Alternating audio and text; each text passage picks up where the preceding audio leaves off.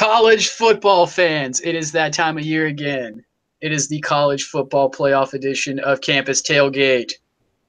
I am your host, Mike Prosser, coming from Florence, South Carolina, the great state of South Carolina, home of your reigning national champion, Clemson Tigers. Thank you. Hold your applause, please. Hold your applause. With me, as always, two of my esteemed colleagues, good friends who I have not seen in a year, coming out of Houston, Texas. Sadly, a man whose team got eliminated in week one with a sad loss to Maryland. Mr. David Whitlock, how are you doing, David? I'm doing great, Mike. It's great to be back with you guys. Yes, the Longhorns did have a down season, but I know we're going to be back here very, very shortly with Tom Herman at the helm. I can't wait to talk football with you guys. That's one of the funnest things that we've done. The man is on the rise. Watch out, Big 12.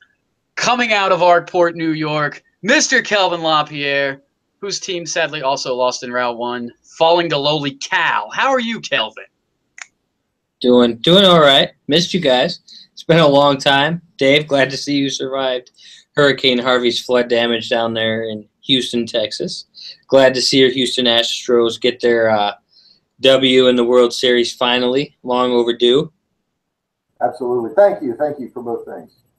Yes, it was long overdue. And, of course, we would still like to extend all of our condolences and sympathies to everybody affected by all of the natural disasters that we experienced within these last couple months.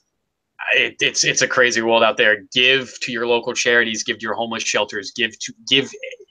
Please help out. So it's college football.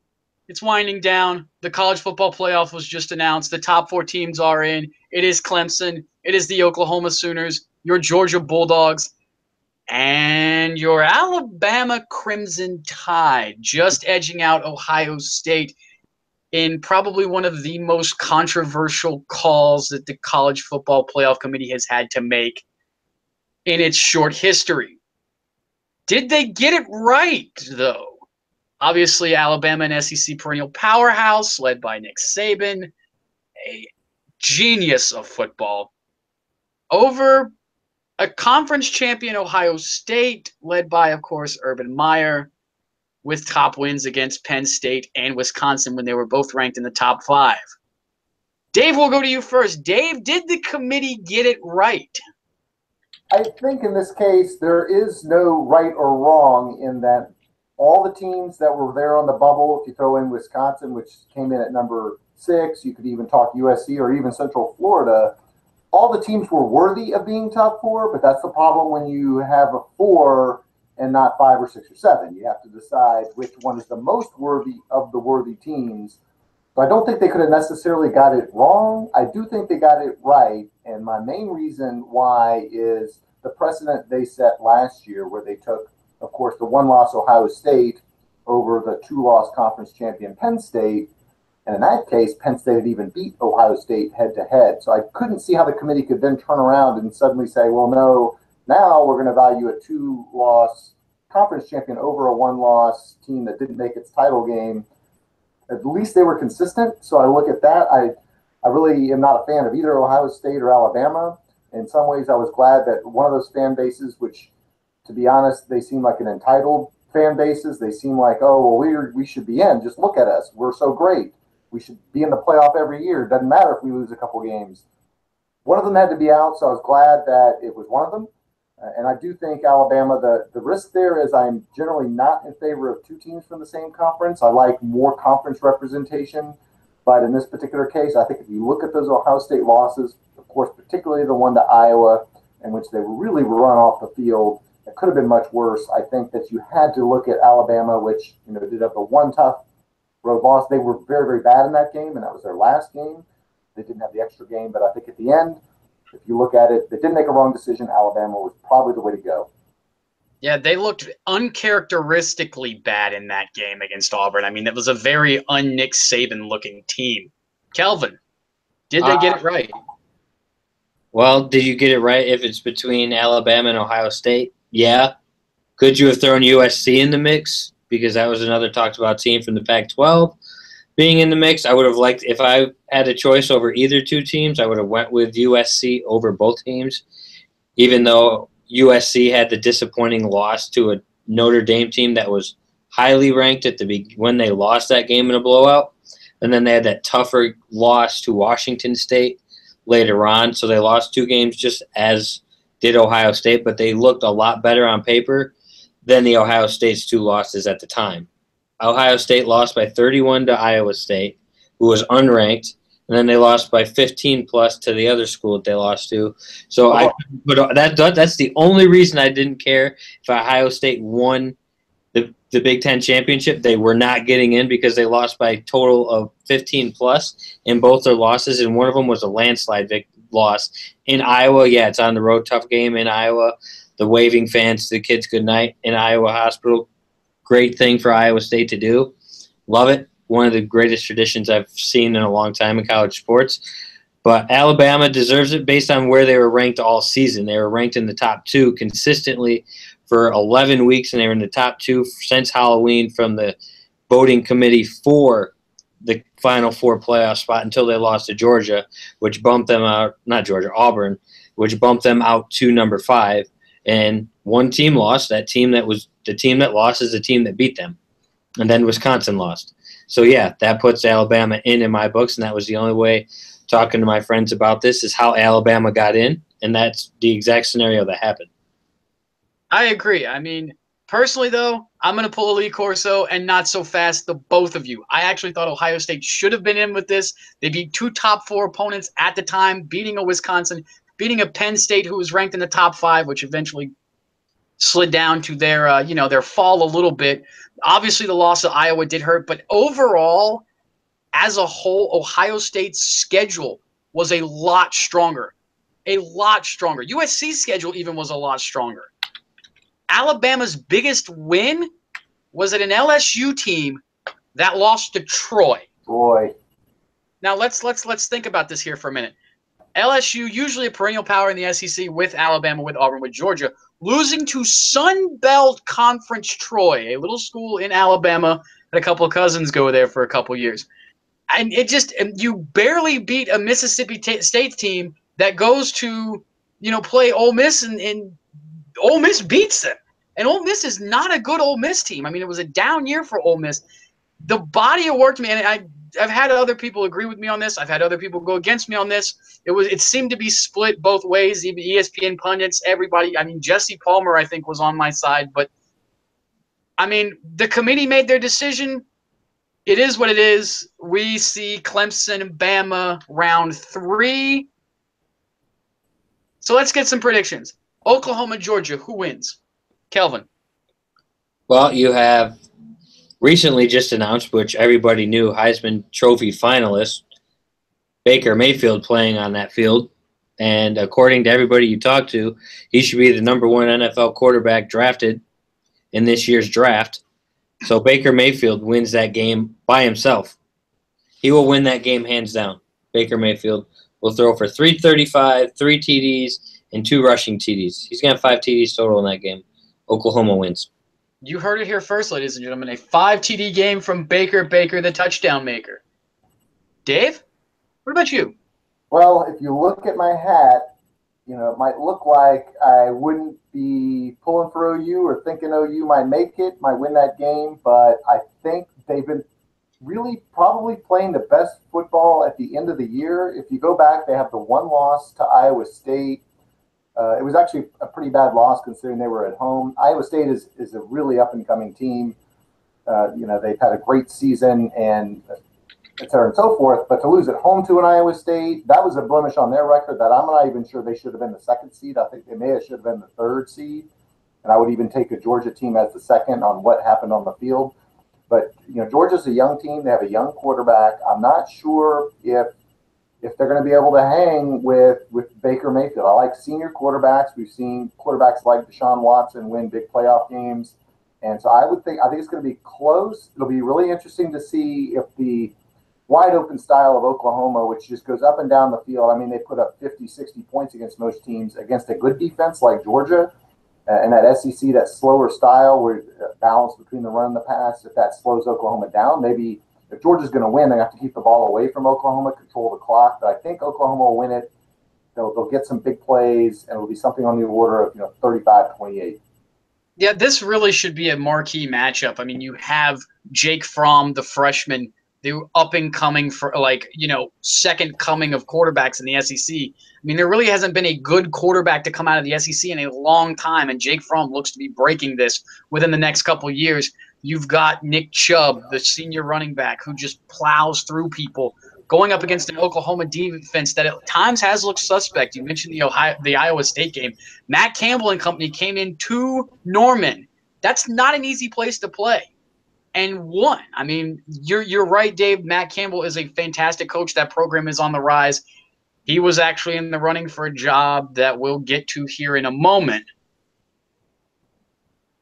But I'm with you guys. I think Oklahoma wins this one based on the fact that Baker Mayfield is Baker Mayfield. As of right now, the perennial Heisman favorite, he did just get announced, along with Stanford's Bryce Love and Lamar Jackson, last year's Heisman Trophy winner from Louisville. But I'm with you guys. I agree the senior quarterback is going to take this one. He's going to put this team on his back like he's done all season, and it's going to be Oklahoma by a field goal, maybe 4 points. Maybe Baker wins this on a last-second touchdown. But that Georgia defense is going to keep them in this game. They are a young team. They are a little inexperienced when it comes to playing big games, but I think they took a giant step in that SEC championship game, beating a team that blew them out, getting revenge. So we've got the 2 and 3 matchup taken care of.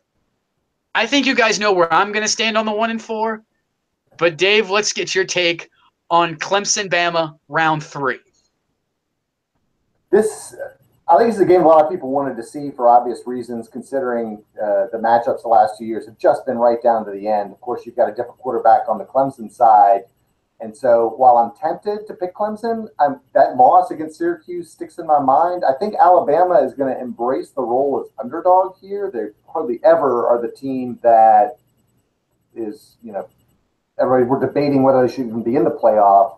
They're not they're already number one and it's theirs to lose. It's theirs to win. And I think that maybe they learned some lessons from Auburn. I think they're going to take Clemson. I haven't watched a lot of Clemson games this year, to be honest with you. When I have, they frankly have just blown people out. And so it gets ugly quick. Can they do that to Alabama? Probably not. And I believe the game, it is the Sugar Bowl. So it will be, of course, both sides will show up, but that is kind of more SEC country than ACC country. And I think Alabama's going to take them in a close one. I think both these games are going to be close. Well, you're breaking my heart on that one, man. Kelvin, help me out here, bud. Come on. So I love how Dave thinks Alabama is the underdog in this whole Final Four scenario, because according to everything you look at, ESPN, College Football Power Index, Alabama's the favorite to win the whole thing, coming from the 4th spot. And we all know how that's worked out for them the last couple of years. They won one, they lost one, coming in as a favorite. Clemson last year was the number 2 overall favorite. This year they fall down to the 3. The team we're all talked about in the last part of this show was Oklahoma. Oklahoma is the real underdog in this whole tournament.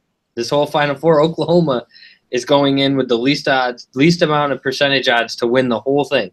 And I think Oklahoma is going to be the one to surprise people at the end. But I'm taking Clemson in this just because of that front 7 that Clemson has. I think Clemson's front 7 stops Alabama's run game, and they're done. When Alabama doesn't run the ball well, like they didn't run the ball well against Auburn, what happened? They got beat. If they can't run the ball, you're going to trust who I believe was his name, Jalen Hurts, to throw the ball 35, 40 times a game to beat you against that Clemson defense. I just don't see it happening. I think Clemson wins this one. It's going to be a tight game because I don't think Clemson can shut the run game down the whole game, but I think they're going to get enough stops against that run game for them to win this game narrowly, maybe by 4 points. Kelvin has become my new best friend. No, look, it is going to be close. You were saying about Alabama being the favorite. Alabama has a 35% chance, according to College Football Power Index, to win the national championship. Georgia coming in at 24%, Clemson 23%, Oklahoma rounding out the top 4 at 18%.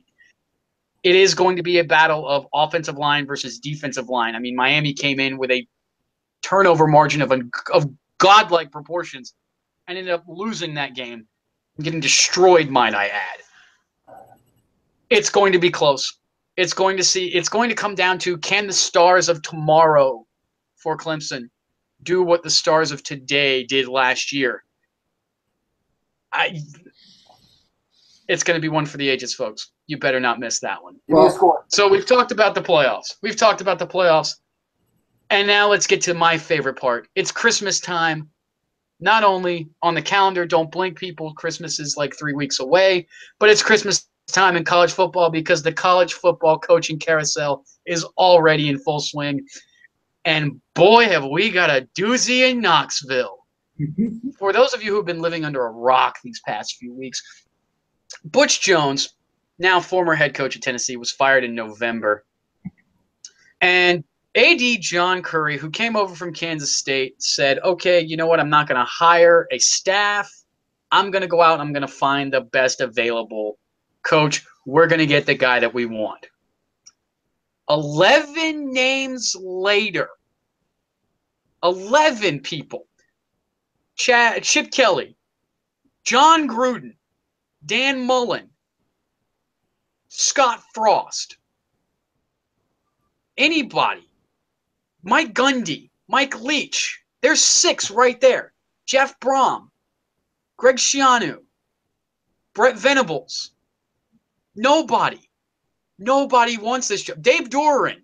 Nobody. That's 10 names right there. Nobody wants this job.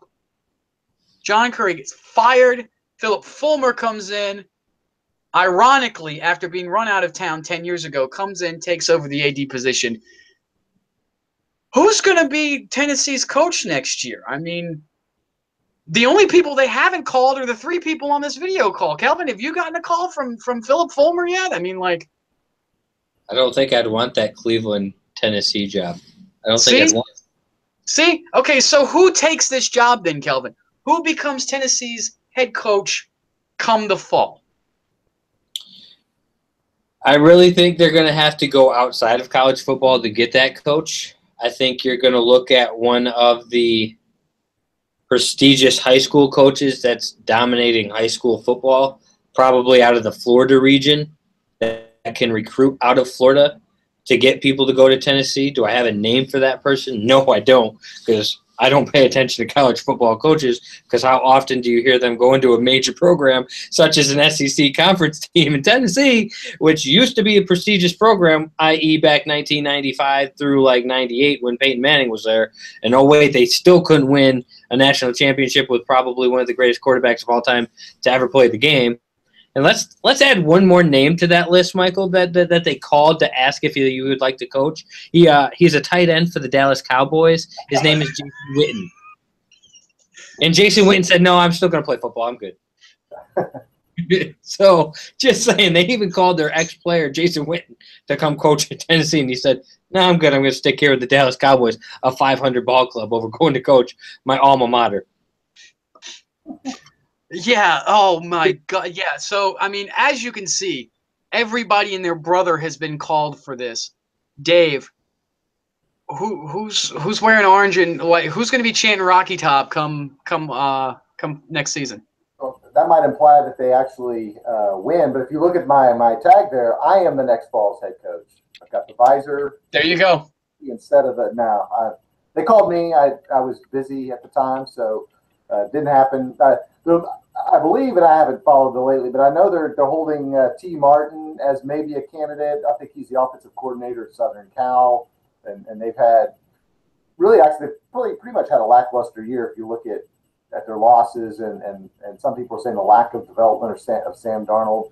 But so I think he's a candidate. I wonder if they might do, if one of the other 2 other things might happen. One is, would Philip Fulmer maybe just take it for a year or 2 until they get some feet under him to try to get something going? Because right now they're way behind the power curve. All the big programs, the Floridas, the Texas A&Ms, the Nebraskas, have all made their hires. They had their guys lined up. It's like they had no real plan other than to call the 11 people you said. So I wouldn't be surprised at that. And a name that I'll put out there, I've heard nothing about it, but he's near and dear to my heart, might be a guy like Mac Brown, a guy that he actually overtly expressed interest in the Arizona State job and said he had one more run in him if they called. And they didn't call. They went with Herm Edwards. But allegedly, but we'll get to that in a moment. Mac is an Appalachian Mountains guy. He's from North Carolina. That's not that far from Tennessee. I believe he and Phil Fulmer are close from their coaching days. I recall that they used to talk to each other about the games that they were going to play. They were both kind of hitting their height in the late 90s, early 2000s. So I wonder if Phil might call Mac in as a friend and say, look, obviously Mac's not going to be there 20 years, but maybe you come in for 4 or 5 years, you instill a program that wins 7, 8, or 9 games, and then during that process, we can develop a T. Martin or somebody else to go with it. That's my off the wall. At this point, they're throwing lobbing Hail Marys because nothing's being caught yet. Yeah, I mean, you don't have Jawan Jennings down there in the end zone anymore to catch it against Georgia because they kicked him off the team for saying how bad the coaching staff was, including Butch Jones and Brady Hoke. But we kind of already knew how bad Brady Hoke was going to be, right? We saw that coming, yeah. I've got 2 names coming out of Tennessee within the past 3 or 4 hours. I just got off the Tennessee's website. 2 names to look out for. One you're going to be very familiar with there, Michael. Defensive coordinator Brett Venables from Clemson. Called him. He said no. And then they are also in the works of working on SMU's coach, Chad Morris. Another Clemson guy. So don't be surprised if Chad Morris ends up taking the job.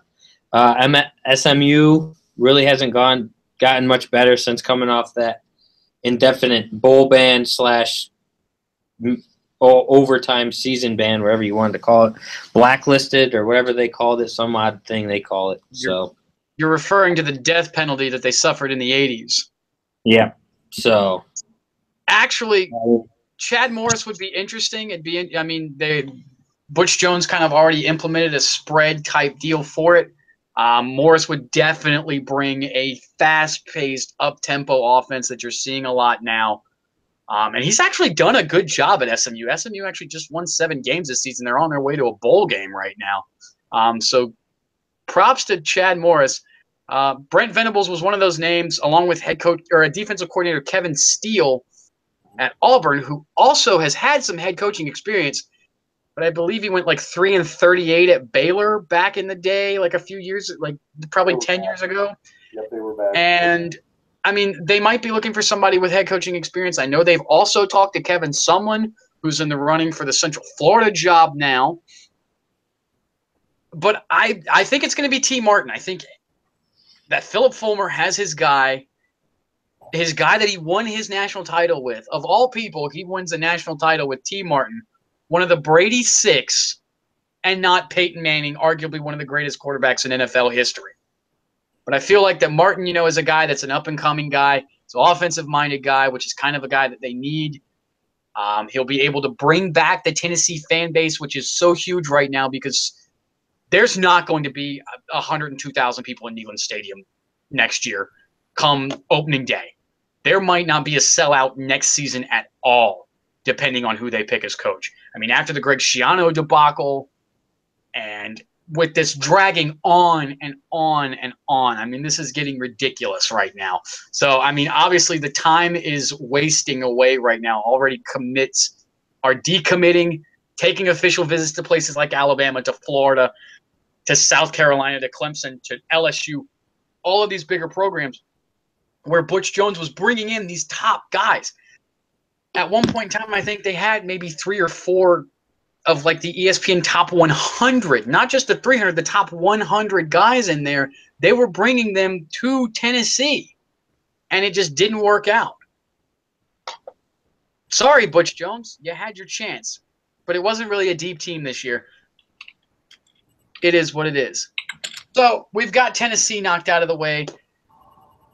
There's a lot of other interesting. This is what Tennessee has to look forward to, by the way, for like the next several years. Yeah, exactly. I mean, this is one of those jobs that if they don't get it right now, then they're done. High school team, a junior college team, a college team, much less an NFL team. When you turn the ball over 5 times, 4 interceptions, 1 for a touchdown, 3 others in field position to set up touchdown, you ain't going to beat anybody I just talked about. Anybody. All right? And that was a disgraceful performance, in my opinion. We threw that game. We gave it away by doing that. We gave them the friggin' game. In my opinion, that sucked. That's basically what Tennessee did all season. Well, I mean, we are who they thought they were. We let them off the hook. Hey, Want to crown them? Crown them. Yeah. Speaking of our NFL-loving people, it actually was confirmed. Herm Edwards, the lovable Herm Edwards, has decided to leave ESPN, take the head coaching job at Arizona State. As of right now, he is keeping the same offensive and defensive coordinators. I know that was a big thing for AD Ryan Anderson to not have their quarterbacks have the fourth offensive coordinator in 4 seasons. Good move, bad move, okay move. What do you think, Dave? Yeah, obviously the verdict is out, but he obviously has the passion. If you ever watch him on ESPN or the famous interviews that he's done over in history, he's he's got the passion for the game. He's got the knowledge for the game. There's no doubt about that. He's got experience in the NFL. He seems like he's a guy who can relate to players, a guy that can really motivate them. Will he be able to do it at the college level at a place like Arizona State? I don't know. These days, we seem to have these middling schools, and I'll just say they're not in the elite, but the Arizona States, the Texas A&Ms, you might even start to put Tennessee there, that they're just trying to break through. They can't quite break through that USC, Stanford, Oregon barrier. And so, will this work? I don't think it's a bad move at all. If I was that fan base, I would think, this gives me some hope. If this guy comes in with experience, I'm impressed with the name. Will he be able to win? Verdict is still out. I did think that someone would end up there, that he had flirted with them before, but turned it down. So I thought that someone would be a better fit there, maybe. I thought someone did a decent job at A&M. Obviously, they had higher expectations, but I'm looking forward to watching Herm Edwards and see what he does. It'll certainly bring my eyes to the TV set to see how he performs. I mean, it's you're right. The jury's out, but I mean, if they don't make the college football playoff next year, are we going to get a playoff speech too? Like, are we going to get a part 2 to the playoff speech? That's what I'm looking forward to. Yeah, Kelvin. Well, it's very weird considering you had Mac Brown, what seemed like right in your lap for this job, and they decided not to go that route. They were like, let's go get a guy who's been anchoring at ESPN for the last decade and bring his talents in. Don't get me wrong, Herm Edwards, probably one of the greatest guys you're ever going to meet. Never met the guy, but I did watch him coach at the New York Jets, the Tampa Bay Buccaneers, and how'd that work out for him? They didn't do so well. Granted, it's the NFL. Nick Saban went to Miami. Couldn't handle it in Miami, went back to Alabama after leaving LSU. So maybe this is a good move for Herm Edwards. One thing I learned from his press conference, though, he didn't know what the mascot of the school was. That was hilarious. Don't know what the mascot is, but I'm not your head football coach, so I guess I better learn it. He had some pretty weird quotes today, too, which made it look even worse of a hire than it actually probably really is going to be. You don't just coach the players. You got to coach the coaches, too. You got to hire the coaches who are supposed to know what they're doing, first of all. So why do you got to coach coaches to coach the players? Makes no sense whatsoever. But I'm happy for him. You want to know why? He had a quarterback camp just like John Gruden did, and a defensive back camp just like John Gruden does for the quarterbacks on ESPN. Just wasn't aired enough because defense isn't a big thing in the NFL anymore. Any team could go and put up 40 points because it's all geared toward offense. So if Herm Edwards can lock down a defense and not get maybe 5 or 6 targeting calls in a season like Arizona State had this year, maybe they win a couple more ball games and get to a bigger bowl game. Yeah, I mean, I personally do not think that this was the right move. I mean, I read what Ryan Anderson was looking for, obviously being Herm's former agent. They knew each other. Anderson wanted more of an NFL approach to a college football team, which, I mean, if you want to make it more, grown up, more professional, more business-like, sure, that's cool. I mean, Herm is going to teach these kids how to play the game because, I mean, like he said, you play to win the game. You play to win the game. But I think the biggest factor for Herm being in Arizona State was he obviously was coaching the high school kids, the all-star all-star teams for I think it was like the East-West Bowl or like the Army All-American game, something like that. So he's able to coach these young minds, and hopefully they're thinking that he's able to bring these young minds out to Tempe, and it's a beautiful campus. Arizona State is it's a beautiful campus. But when you come in and you don't know that Arizona State's mascot is the Sun Devil, how are you going to throw your tridents up, dude? How are you going to do that? I personally thought they were going to go with former offensive coordinator Mike Norvell at Memphis. I would have thought they would have brought him back. I mean, obviously he has done great things in Memphis, taking over from Justin Fuente. But that's why we're doing this, and ADs get paid to, hire coaches that probably aren't going to work out. Yeah, good luck to you, Herm, though. We wish you the best here at Campus Tailgate. We do. One more memorable quote from Herm on his way out. I have no doubt we will put up a lot of points on the scoreboard of life. Another great quote from that press conference today. Awesome. Wiser words have not been said. I'm glad he's a born-again Christian, but my goodness, he is really pushing it with that press conference today. Wiser words have not been said. So we got a couple more topics before we wrap this one up. Let's talk about the wonderful world of Jimbo Fisher and how much I want his bank account right now. Holy cow. If you didn't know, Jimbo Fisher signed the most lucrative deal in college football history, a 10-year, $75 million deal to take over for Kevin Sumlin in College Station, making him the highest paid college coach in history. Higher than Nick Saban, higher than Dabo Swinney, higher than anybody. Unceremoniously leaving Florida State before their final game against Louisiana Lafayette, a game that they won 42-10 after a very down season. What's next for Florida State? First, we'll make this a two-parter. Dave, you being a Texas guy, did College Station, did Texas, are the Aggies going to be happy with this? And what's next for Florida State? Great questions. A&M is going to be happy with this. They've been a struggling program ever since. If you go back to when they were real power, it was in the R.C. Slocum days in the early 90s when you would actually look in the top 10 and see them perennially there. They struggled through some other coaches. Slocum went out. They brought in the other guys, and then they've been, they're an 8-win team, and then they jumped to the SEC, and that was a big part of it. And that was a big thing that when they were playing, when they were risking going to the SEC, playing chicken with the Big 12, it's like you realize you get to play in the SEC, but that means you get to play in the SEC, and you're going to have to play Alabama every year and Auburn every year and LSU. So in my mind, I'm still not sure they're going to be able to go over the hump. Now, their best bet is that Nick Saban, he probably has to retire at some point. I don't know. It seems like Auburn may move on from Gus Malzahn at some point. It's on again, off again. So maybe he can be the big dog. I think if he's competing with them every year, I still think they maybe move from an 8-win team to a 9 or 10-win team. But I think they'll be happy. They have a lot of money. There's a lot of fans that show up to 100,000-seat stadium. There's a lot of donors there. There's a lot of alumni pride. You see it if you ever watch one of their games. It is one of the greatest atmospheres, if you're not a Longhorn fan, to go and watch a football game.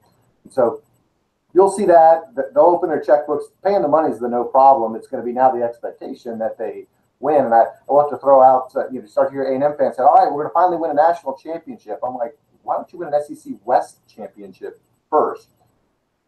Johnny Manziel couldn't even win one of those. You beat Alabama, couldn't even win a West title. So I think you might start to see them compete for the West. If you compete for the West, then you are competing for a national championship if you make it past those teams. But I'm not seeing it quite yet, but it'll be interesting. For the Florida State question, that's tough. They pretty much just let him go. I mean, there was not any, well, we've got to make a counter move. They were like, we've opened the checkbook as much as we can. I don't think they have that quite donor base that A&M has. I think they were tapped out of cash. If you look, I've never seen, but their facilities are falling behind some of their rivals in terms of the weight rooms, the locker rooms, the field. And so I think that they are ready to rebuild and go in a different direction. What that direction is, not sure. I think that they were foolish to let him go. They had him. They let him go. I don't see them being a factor now for several years after this, after letting Jimbo go. I think they'll have to rebuild, kind of like Florida and Tennessee are going to have to rebuild. Yeah, they did end up saying that we couldn't offer him any more money. I mean, it was a business move. I get it. But, Kelvin, what do you think? Well, he may be the highest paid coach, but you know what he was going to get paid if he got fired or bought out by Florida State? You know how much money he was going to get from that? $40 million guaranteed. That's what his buyout agreement was, $40 million. So essentially he leaves Florida State, where he could have potentially been fired after this year or next year, made $40 million and not had a job, because Lord knows what happens at Florida State, because they seem to be rebuilding anyway, even with Jimbo Fisher there. So they could go from a 9-win team all the way down to a 6 or 5-win team next year, like North Carolina did this year. Hence the reason Tar Heels will rebound. At the bottom of my slogan, they went from the ACC title game to winning 2 games this year. So 3 games. They were 3-9 this year. Florida State has to rebound. Florida State's going to go out. They're going to be in the Tennessee type coaching situation. They might interview 10 or 11 guys that are all willing candidates to actually take that job, not turn it down. But they're going to do their due diligence and interview for that job.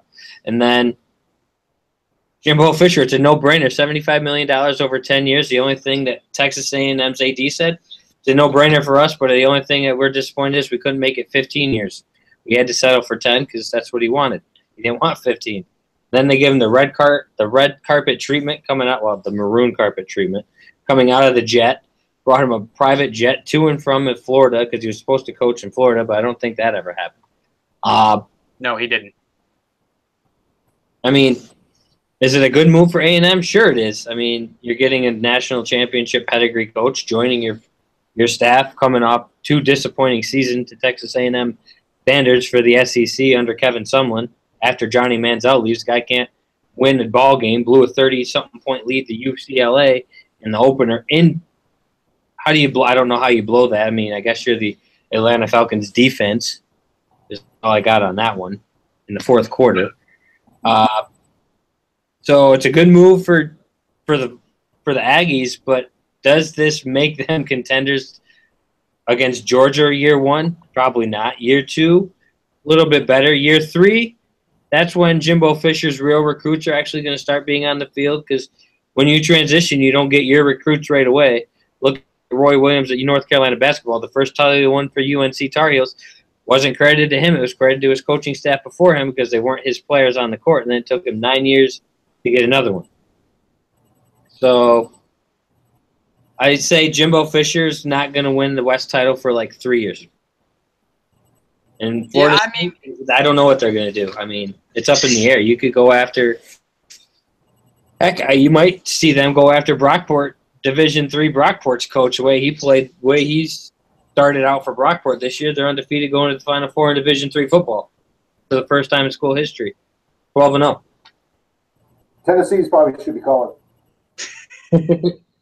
Impressive. Yeah, tell them that Philip Fulmer is going to call them real soon. No, I mean, this was really the only name that we had ever heard linked to Texas A&M was Jimbo Fisher. They were going to go get Jimbo Fisher. And they got Jimbo Fisher. But I agree with Kelvin. It is going to take them a couple of years to get everything in there, everything in the right place, because you are changing defenses. Texas A&M running the 3-4, now going to a 4-3. That's going to take some serious time to get all the personnel that they need in there, because we all know this. We've watched football for years. Nose tackles can't shed blocks that well. So they're going to get, chewed up a little bit defensively. Offensively, it's not going to be too hard of a transition. Obviously, Kevin Sumlin used to throw the ball around the yard all the time. Jimbo's a little bit more of a balanced run pass, but he still has that spread option look. He harnessed it for 8 years in Tallahassee, learned under some of the greats, learned under Bobby Bowden, was in LSU, so he knows SEC football, which is what Texas A&M was looking for. On the flip side, for Tallahassee right now, as of right now, they're seriously talking to Willie Taggart from Oregon, who orchestrated South Florida's turnaround, won 11 games in South Florida, built up Western Kentucky of all places before Bobby Petrino and Jeff Brom took it to another level. This guy is one of the young and up and coming minds, an offensive genius. Willie Taggart is. But after only a year at Oregon, where you turned around Oregon, you kind of made them not so much of a laughing stock like they were last year with Mark Helfrich. A 7-5 season at Oregon, considering to where they were 4 or 5 years ago, is unacceptable. And Florida State's going to need a guy that knows Florida. Willie Taggart knows Florida. Charlie Strong's another name that I've heard getting thrown around here because he knows Florida. He's at South Florida right now. But I agree with you both. The years of seeing Florida State as an ACC power are done. They're over. All ties to Bobby Bowden are now gone. Gene Dekarov's been gone. There is nothing left. The only tie to Bobby Bowden now is the name of the field. Ooh. And it's kind of sad growing up with that, but that's just the way it is. So we got time for one more topic. And we're going to kind of make this a little bit open-ended. We're going to go around the horn here. I'm going to give you, Kelvin, and you, Dave, a chance to talk about one vacancy and who's going to fill it. We'll start with you, Kelvin. Well, there's going to be several of them. They're still not all open yet. But I'm going to go back to Tennessee. Got to stick with Tennessee. I have to have a feeling that they're going to hire somebody who's very familiar with the SEC, coached pretty much dead south of that area. I think I know where he's going with this. Former yellow and purple or golden purple, whatever you want to call it, head coach. And that name would be Les Miles, who was fired from LSU. I think if Tennessee wants to establish themselves as somewhat of a serious contender, which I don't think they would be even with Les Miles, but somebody who could probably recruit better than anybody that they could bring in as of right now to reestablish Tennessee football, it would be a Les Miles. I'm not going to write off that he would take the job, but that would be my route that I would go, being the Tennessee AD, is to bring in Les Miles, reestablish some sort of winning culture or something inside Tennessee football to make them proud to have a football program since Peyton Manning was there. Because everybody knows Vols football is die hard in the heartland of the South, which is Tennessee. You get the other schools that don't have a big conference around them. You have South Carolina, a couple. You have are they connected? South Carolina is straight over the Gamecocks. They haven't been relevant for years, but everybody talks about them being a tough win in South Carolina. You don't hear that anymore about Tennessee. Les Miles could instantly bring that some sort of credibility back to the Tennessee Vols and maybe get them out of the Tennessee Browns. Oof. Yeah, I think we saw how tough of a win South Carolina is in these last recent weeks. Dave, let's go to you. Yeah, one job we haven't talked about is the Arkansas job. First of all, how crazy is it that the SEC is having Arkansas, Tennessee, Texas A&M, Florida all open up, throwing Florida State, not the same conference but the same region. So many big jobs, but Arkansas, of course, they let Brett Bielema go. So they've got to look to Memphis's coach Norvell. I mean, if you look at the pedigree, the geography, they're right next to each other. I mean, as close as you can get. Norvell coached at Central Arkansas. It's a logical move up. I was really impressed with the way Memphis played the second half. I mean, they're scoring like 50, 60 points a game these days. And you mentioned Charlie Strong earlier. A lot of the feedback I've heard from the media is that if you want to make a splash head coach, you have to get an offensive head coach. Nobody's excited about defensive head coaches like a Charlie Strong that's going to come in and win games, frankly, like Nick Saban wins. He wants to win 24-14. He wants you to run the ball. He wants you to keep you up the scoreboard. So I think Norvell will go to Arkansas. That'll, again, another big name going to an SEC West team. They all got to beat each other up. Another one we didn't talk about was Mississippi State because they have a vacancy now. So unless they hired somebody I didn't hear about, but anyway, Arkansas has got a big position open. That's a historic program from the Southwest Conference days. I think they'll get Mike Norvell. And actually, the Vacancy at Mississippi State was filled a little bit after Dan Mullen left. They went with Joe Moorhead, Penn State offensive coordinator, going to bring the renovated Penn State offense to Starkville. I think you Bulldogs fans are going to be happy about that. He's not bringing Saquon Barkley with him, so it's a little bit of a downer. But, I mean, Moorhead orchestrated literally – up right there. Moorhead orchestrated literally one of the biggest turnarounds in offensive history for Penn State. Did it at Fordham, an FCS school in Rhode Island, I believe they are. Led them to like FCS power, which is, it's not easy to do, especially in little Rhode Island. Have you guys ever been to Rhode Island? It's like this big. Almost got hit by a car in Rhode Island, so yeah. There you go. And I was glad, Kelvin, that you mentioned Les Miles, because I was wondering when the Les Miles talks were going to start flying. How nobody has called that man or have even reported to calling that man is beyond me. Like, it's ridiculous. But, I agree that the Arkansas job could go to Norvell. But I want to talk about a vacancy that was just filled today, and that's Nebraska bringing Scott Frost home. And what a beautiful, beautiful reunion it's going to be. Having said that, it's going to take Nebraska a couple years to get relevant again. I personally thought Brent Bielema was going to go there, being back in the Big Ten where Bielema thrived, that power football run game that is just Big Ten dominant, would have totally worked at Nebraska. Mike Riley tried to do it. Mike Riley, not as good as a coach. Mike Riley's a good coach, but he's not as good as a coach as maybe a Brett Bielema. And Scott Frost is probably the best young mind in college football right now, learning under Chip Kelly, who I'm amazed that we didn't even talk about the UCLA job. But that's okay. We all know what Chip Kelly is going to do out there in Los Angeles. Scott Frost is going to revitalize Nebraska. The man won a national title in Nebraska as a quarterback, something that hasn't been done since the days of Tom Osborne. He's going to bring them back to glory. My only question is, can a defense come back to Omaha? Because there really hasn't been one, and you kind of need one to win in the Big Ten.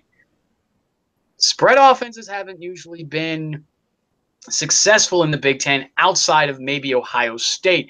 Michigan tried it. It failed miserably. Thanks, Rich Rod. Lovie Smith's been trying it. Not really working out. Indiana's trying it. No, but it's not working outside of one program. Can this work? I don't want to see Scott Frost fall on his face. The guy's a good coach, a great head coach, and potentially Kevin Sumlin is going to be filling his shoes. Central Florida is in talks with him on that. We'll try to keep you posted best as we can, sports fans. For myself, for Kelvin, for Dave, we'll see you next time. So long.